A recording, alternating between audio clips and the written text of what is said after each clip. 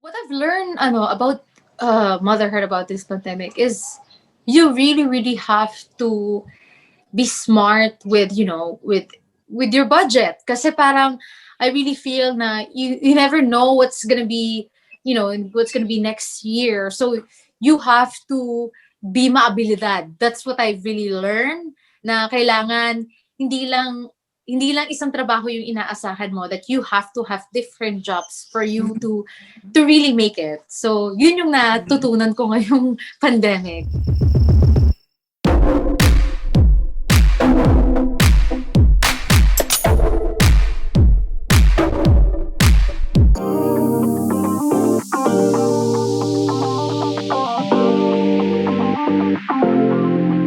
Yes, Hello, Tito. Nathalie. Magandang hapon po. You're Thank you looking so for good during thank you for Dahil. giving your time to me this Okay. afternoon. Oh, the last time we saw each other was more than a year ago, remember? Opo, it's very That was a it's year. been a long time. Okay. So anyway, how have you been during this pandemic? Okay naman How po. was your life? It's I actually during the pandemic I was studying because I opened up a business. I opened up plant-based organic skincare products while Mhm. doing acting on the side. So for 6 months pinag-aralan ko yung company na i-open up ko, and now I have one, and finally we're starting na this year. So yun yung pinagkakaabalahan ko the whole time. Yun. Mhm. What is the name of your business? It's called Gayatri Skincare, Gayatri Organics, and I have skincare, and I do.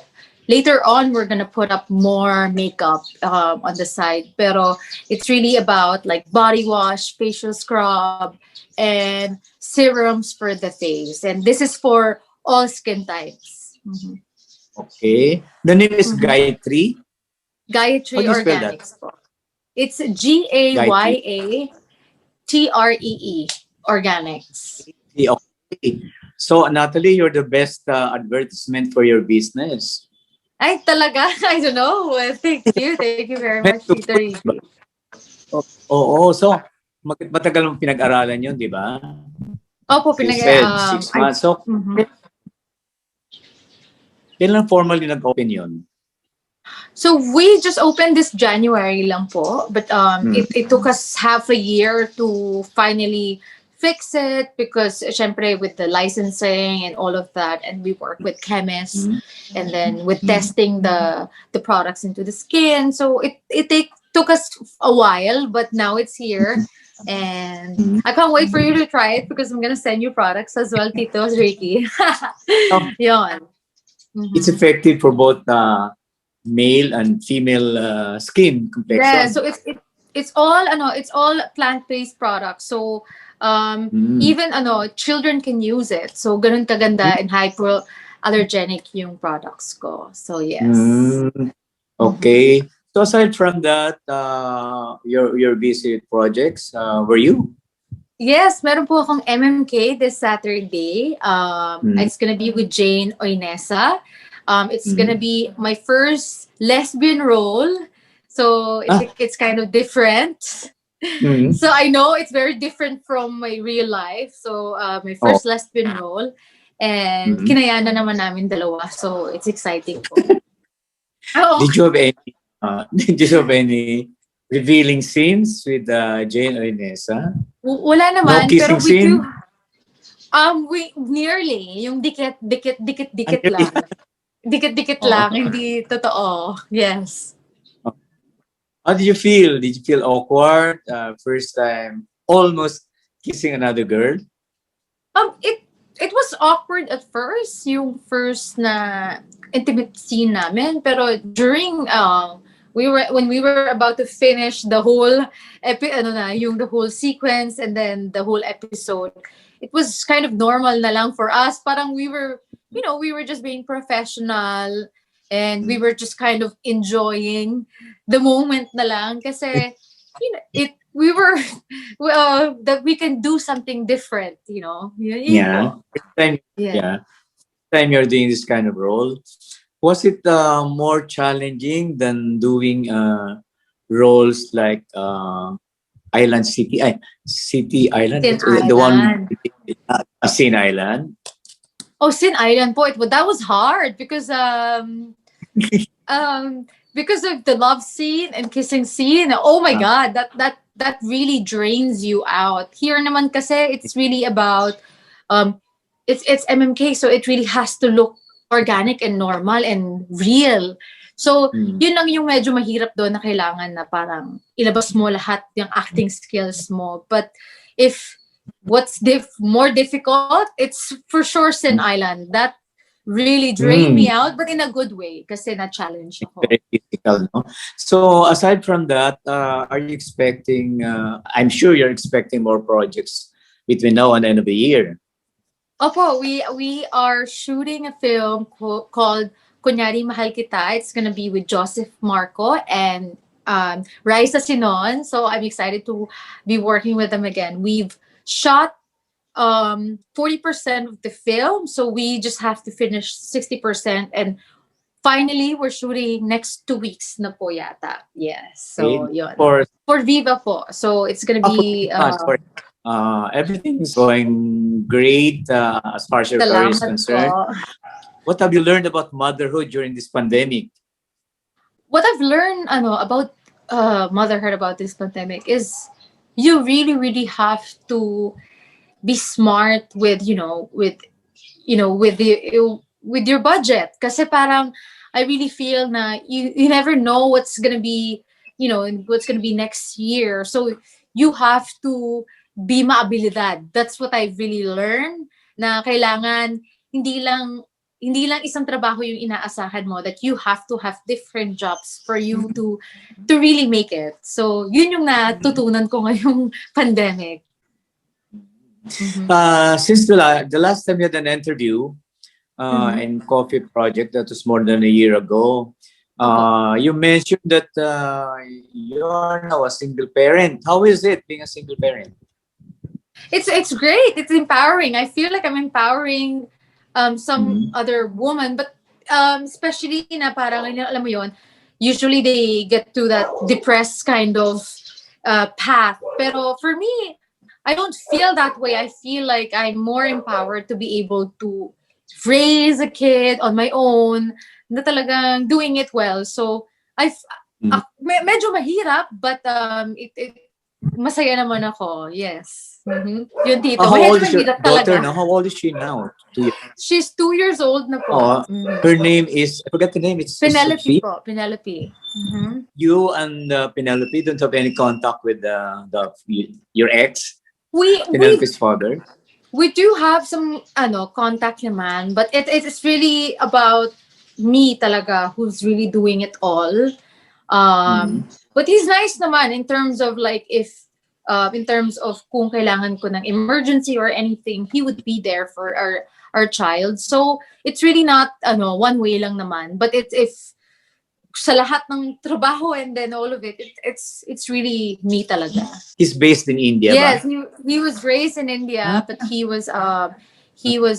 studied in London. So very very very worldly din siya. But I mean, I feel like mahirap lang siguro magkaroon ng communication ngayon because of it's just so far, and then hindi din siya basta-basta makapunta sa Pilipinas. It was a short-lived relationship, no? It was kind of short-lived relationship, but it has a result of something forever. So parang ganun yung nangyari. You don't have any regrets over the short-lived relationship? Could you have made it longer or more lasting? I of course, syempre mas gusto ko na if ever yung back in the day, I wanted something forever. That's what I was really longing and looking for. But due to our differences, personal differences, we've realized na it's really not about, even though you really want the relationship to be, to be forever, if you cannot get along, there's really no point of being together. So we were very in love talaga. It wasn't just because, you know, we were at the heat of the moment. No, it wasn't like that. We were very much in love. But ganun talaga ang life. Sometimes, you know, things doesn't Yeah. work and you just have to move forward. But no third party involved. No, no third party involved, and it was just personal differences. So our breakup is it's difficult. It was very difficult because it was nearly marriage. We canceled our wedding a week before. So parang ganun Oh, yung nangyari. it was never pushed through the It wedding. was never for sure marriage, but we've canceled it and we said let's postpone it for a while, and then when everything is Oh, no. better in terms of hindi na tayo nag-aaway, then let's get married. But the Ah, fights never yeah. really stop. So so there's no marriage and we had to move Ah, forward. yeah. At least you don't have to Mhm. go through legalities, no? Sorry for asking, but what was the worst fight that lead to the breakup? I feel it was more of, you know, me telling that I want to spend half of my year in the Philippines and half of the Oh. year in India. Na parang yun na yung tipong, you know what I mean? Like, we were not getting along anymore, and there was no point of me being in India, not having a job, not knowing the language. Yeah. And I felt like I was kind of, you know, trapped in that kind of place. And I felt like, let's try to meet halfway. What if I live here for 6 months, I live there for 6 months, but hindi pwede. So, ayaw niya, di ayoko din. So, hindi nag-work out. Oh, it's good. Ganon. Oh, it's a good Mm-mm. decision. So, I wonder, have you developed some kind of a phobia about going into a new serious Really? relationship, or are you Yes. hands off Yes. any business at the moment? Yes, Ayaw Tito mo na? Ricky. Parang it's kind of hard for me to just jump into it. And then if ever I do jump into a relationship like that, it's either or I would have a partnership lang and just, you know, and be together, or but I don't want to have children. And if I do want to have children, it has to be Good point. marriage first before anything. Ah, Parang okay. So of ganon. course you have so of course you have a daughter.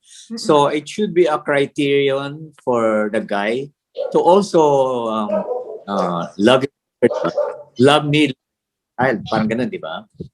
Yeah, love me for who I am. That's it. Parang ganun na yung gusto kong mangyari. Yes. Oh, mahirap pong mahalin. Are you Hindi demanding naman. or Mahilig ako magluto, tito. I love cooking. I love cleaning. So, feeling ko naman, matutuwa sila. But it's not very easy as well. Kasi syempre, sometimes we're just very busy and consumed with so many things na parang giving time to another person is sometimes a lot. And then I feel like I live so far as well. I live in Santa Rosa, Laguna. So it's really just now? far for me. Yeah, it's so far for me to go to Manila all the time. So parang if I try to find that kind of time for me, wag na lang, I'll just rest na lang. Parang ganon. So, but it's So nice naman. It's nice. It's nice to be empowered na you don't really need anyone as long that, for me, in my way of thinking, as long you're busy, you're doing a lot of things, it's okay. Mm-hmm. So, in the moment, may nakalagay muna na sign, no? Dito sa heart mo. No vacancy, something like that. No No vacancy. vacancy. Yeah, parang gano'n. No vacancy muna. Tsaka Wag muna. na, pag ano na, tito, pag ano na, super successful na, doon na tayo magkaroon ng love. Yes. Okay. Hey, thank you so much. And Thank you, Tito said a lot of Ricky. interesting things.